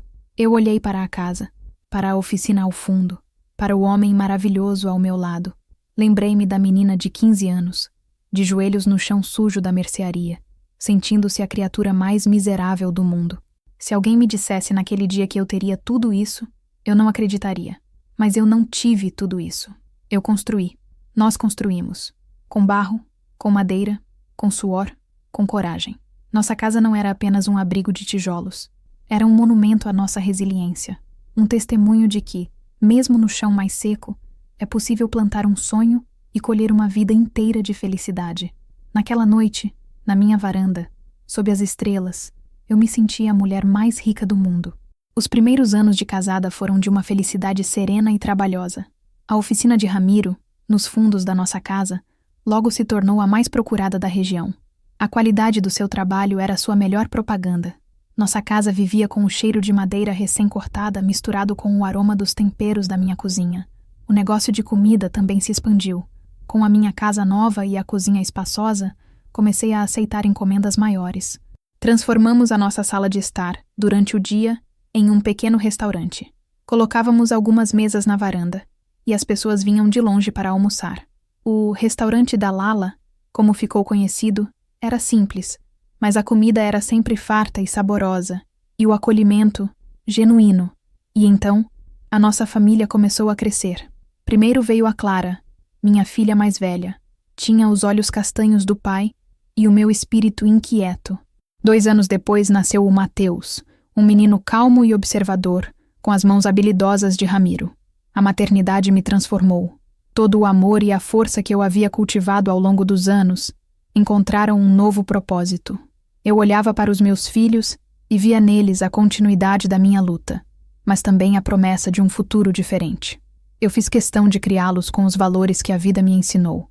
Ensinei-lhes a importância do trabalho, não como um fardo, mas como uma fonte de dignidade. Ensinei-lhes a respeitar todas as pessoas, independentemente de sua posição social. E, acima de tudo, ensinei-lhes o valor da educação. Clara e Mateus foram os primeiros da nossa família a completar os estudos. Eu me lembrava da minha sede de leitura, dos livros que Dona Inês me emprestava. Eu queria que meus filhos tivessem todas as oportunidades que eu não tive. Lia para eles todas as noites, incentivava sua curiosidade, Comemorava cada boletim com notas boas como se fosse um grande prêmio. Clara se apaixonou pelas palavras, assim como eu. Tornou-se professora, como a minha querida professora Carmen. Ela escolheu ficar em Porteiras, para ensinar as crianças da nossa terra a ler e a sonhar. Mateus, como era de se esperar, seguiu os passos do pai. Mas ele não se contentou em ser apenas um carpinteiro.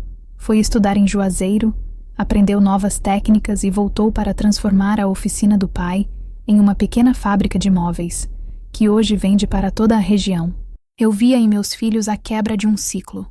O ciclo da pobreza, da falta de oportunidades, da submissão. Meus pais, Inácio e Maria, que um dia temeram a minha rebeldia, agora olhavam para os netos formados com um orgulho que transbordava dos olhos.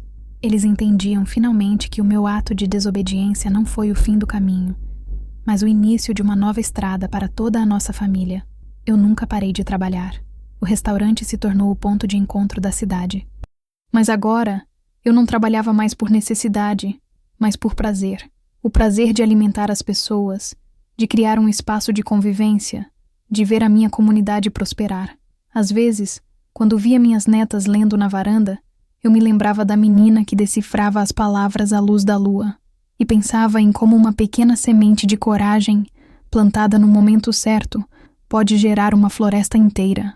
A minha herança para os meus filhos e netos não era dinheiro ou terras. Era a lição de que somos do tamanho dos nossos sonhos e que a força mais potente do mundo é aquela que nasce de dentro, da nossa recusa em sermos menores do que somos. E esse era um legado que ninguém, nunca, poderia me tirar. Os anos passaram como a água do rio, às vezes mansa, às vezes corrente, mas sempre seguindo em frente. Eu vi meus filhos crescerem, se casarem, terem seus próprios filhos. Nossa casa, que um dia foi o nosso ninho, agora era o grande refúgio da família, sempre cheia de risadas e do corre-corre dos netos nos fins de semana.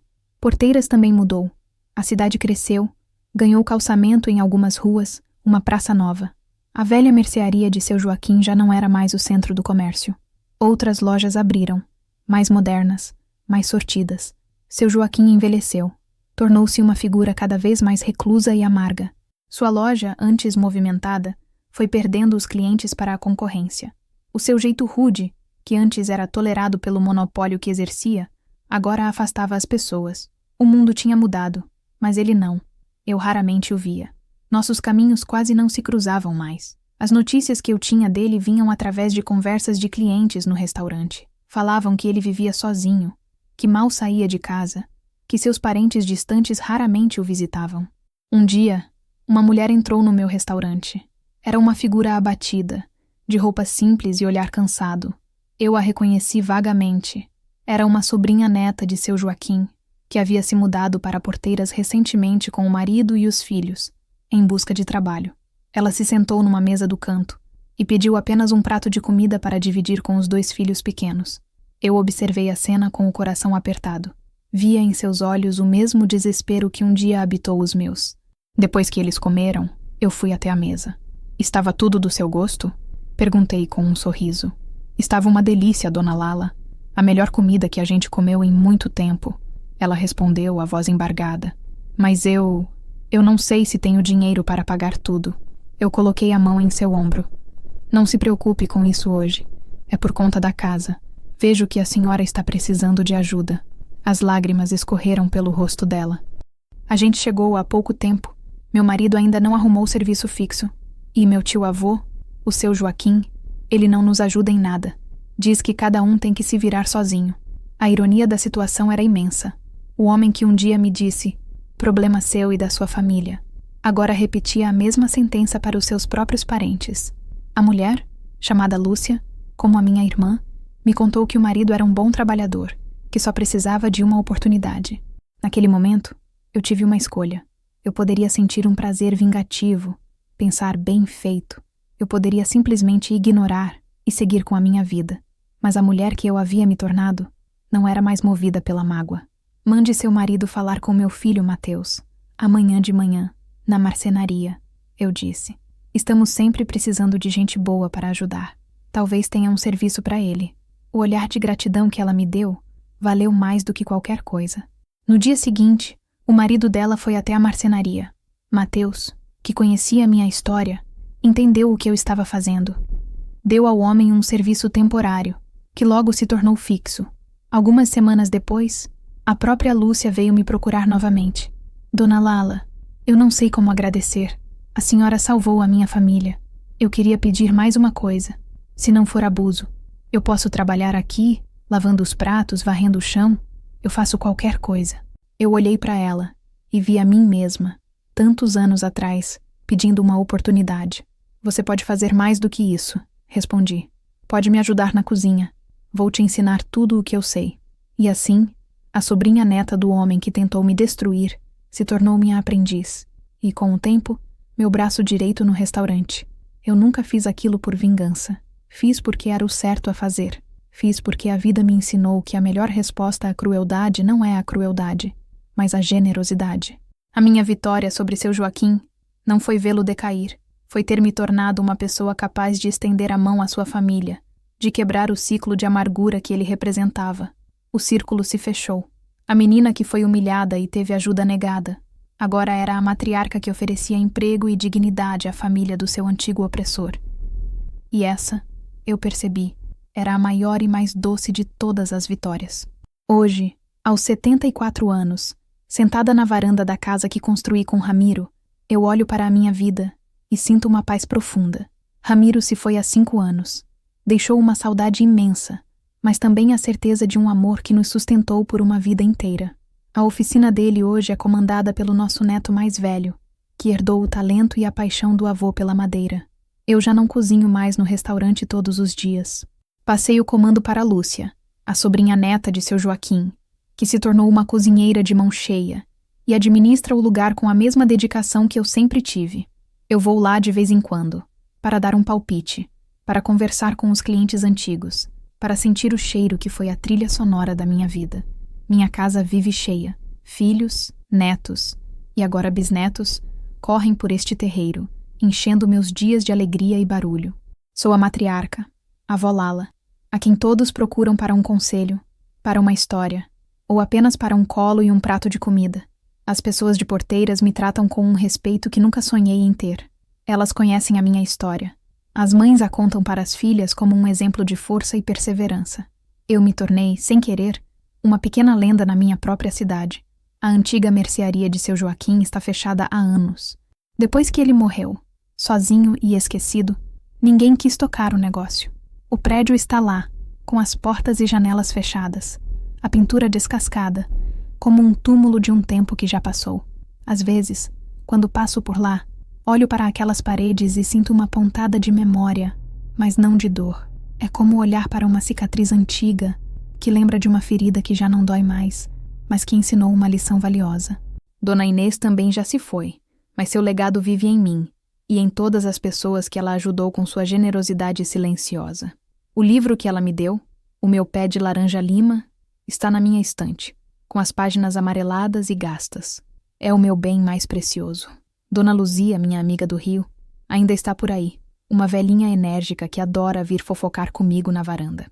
O rio ainda corre, e ainda há lavadeiras em suas margens, mas a vida para elas, em parte graças às oportunidades que surgiram na cidade, é um pouco menos dura do que foi para mim. Eu olho para as minhas mãos. Estão enrugadas, manchadas pelo tempo e pelo sol. As juntas são grossas, marcadas por décadas de trabalho. Não são mãos de uma dama, são mãos de uma guerreira. Mãos que lavaram roupa, que carregaram panelas, que construíram uma casa, que afagaram filhos e netos. Cada ruga, cada calo, conta um pedaço da minha história. Às vezes, uma das minhas netas, a que tem o meu nome, Eulália, senta-se aos meus pés e pede: Vó, conta de novo a história do homem mau da venda e do açúcar. E eu conto. Conto não para que ela sinta raiva ou pena, mas para que ela entenda, para que ela saiba que a força não está em nunca cair, mas em sempre se levantar. Para que ela saiba que a dignidade é a nossa posse mais valiosa e que ninguém tem o direito de tirá-la de nós. E para que ela saiba que, mesmo quando o mundo inteiro nos diz que somos frágeis, existe dentro de nós uma potência capaz de mover montanhas. Eu sou Eulália Mendes de Araújo. Fui a menina assustada, a lavadeira resiliente, a cozinheira sonhadora, a esposa amada, a mãe dedicada. Hoje, sou a avó que conta histórias. E a minha história é a prova de que a vida pode até nos curvar, mas a decisão de quebrar ou de se tornar mais forte será sempre, e somente, nossa. E aqui estou eu, no fim desta longa estrada de memórias, compartilhando um pedaço da minha alma com você. Olhando para trás, para a menina de 15 anos tremendo na mercearia, eu sinto uma ternura imensa. Eu queria poder abraçá-la e dizer que tudo ficaria bem. Mas a verdade é que foi por causa da sua coragem, do seu basta sussurrado, que tudo ficou não apenas bem, mas muito melhor do que ela poderia ter sonhado. Eu aprendi que a fragilidade que os outros nos impõem é muitas vezes um reflexo da fraqueza deles. Seu Joaquim era um homem fraco que precisava diminuir os outros para se sentir grande. A verdadeira força, descobri, não está em gritar mais alto, mas em ter a coragem de ser quem você é, de defender o seu valor, mesmo que sua voz trema ao fazê-lo. A vida me ensinou que não precisamos de grandes feitos heróicos para mudar nosso destino. Às vezes, a maior revolução começa com um passo, um livro aberto, uma mão estendida a um amigo, a decisão de não aceitar menos do que merecemos. São esses pequenos atos de rebelião e amor próprio que, somados, constroem uma vida de significado. Eu não mudei o mundo, mas eu mudei o meu mundo. E ao fazer isso, toquei a vida de muitas pessoas ao meu redor. Criei uma família, onde o respeito é a base, onde o trabalho dignifica e onde a educação é a porta para a liberdade. E isso, para mim, é um legado mais valioso do que qualquer riqueza material. A história que eu contei é minha, mas a lição que ela carrega é universal. Todos nós, em algum momento, enfrentamos o nosso Seu Joaquim. Pode ser um chefe, uma situação, uma dúvida dentro de nós mesmos. Uma voz que nos diz que não somos bons o suficiente, que não somos capazes, que devemos nos contentar com as migalhas. E é por isso que eu quis compartilhar tudo isso, para que a minha voz, a voz de uma velha senhora do sertão do Ceará, possa talvez ecoar aí dentro de você, para te lembrar que a potência que você carrega pode ser maior do que imagina, que a sua dignidade não é negociável e que nunca é tarde para reescrever a sua própria história. Se a minha jornada, de alguma forma, conversou com a sua, se ela te fez pensar ou sentir, então o meu propósito foi cumprido. Histórias como a minha existem aos montes, em cada canto deste nosso Brasil. Elas só precisam de alguém para ouvi-las.